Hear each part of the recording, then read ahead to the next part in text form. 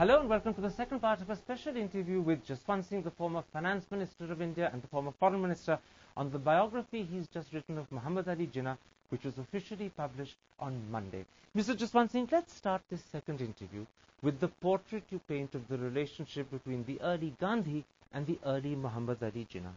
You say of their first meeting in January 1915 that Gandhi's response to Jinnah's warm welcome was ungracious.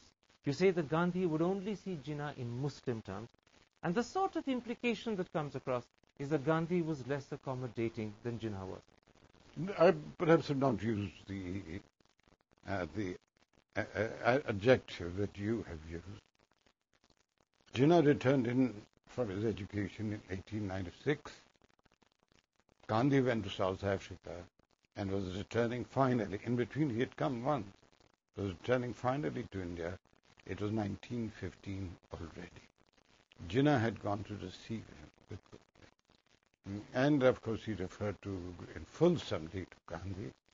And Gandhi referred to Jinnah, but I'm very grateful that we have been a Muslim leader.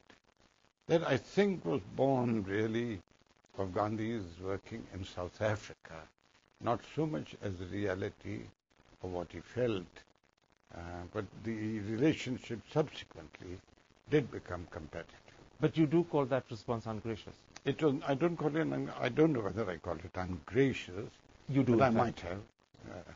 It was Jinnah is full summary receiving Gandhi, and Gandhi says, "I'm glad that I'm being received by a Muslim leader." So he was only seeing Jinnah in Muslim terms. Yes, which Jinnah didn't want to be seen. Even when you discuss the impact of their political strategies in the early years before 1920, you suggest that Jinnah was perhaps more effective than Gandhi, who in a sense permitted the Raj to continue for 3 decades. You write, Jinnah had successfully kept the Indian political forces together, simultaneously exerting pressure on the government. Of Gandhi, you say, that pressure dissipated and the Raj remained for 3 more decades. That is a later development, because the political style of the two was totally different. Jinnah was essentially a logician. He believed in the strength of logic. He was a parliamentarian. He believed in the efficacy of parliamentary politics. Gandhi, after testing the water, took to the trails of India, and he took politics into the dusty villages of India. But in the early years up to 1920, you see Jinnah as more effective in putting pressure on the British than Gandhi. Yes, because entire politics was really parliamentarians. In fact, even the adjectives you use to characterize their leadership in the early years suggests a sort of, how shall I put it, slight tilt in Jinnah's favor. You say of Gandhi's leadership that it had an entirely religious provincial character. Of Jinnah's, you say, he was doubtless imbued by a non-sectarian nationalistic zeal. He was non-sectarian. Gandhi used religion as a personal expression. Jinnah used religion as a tool to create something, but that came later. For Gandhi, religion was an integral part of his politics from the very beginning. And Jinnah wanted religion out of politics at all times. That's right. And the innumerable examples. And in fact, Jinnah sensed or feared instinctively that if politics came into religion, it would divide. There were two fears here.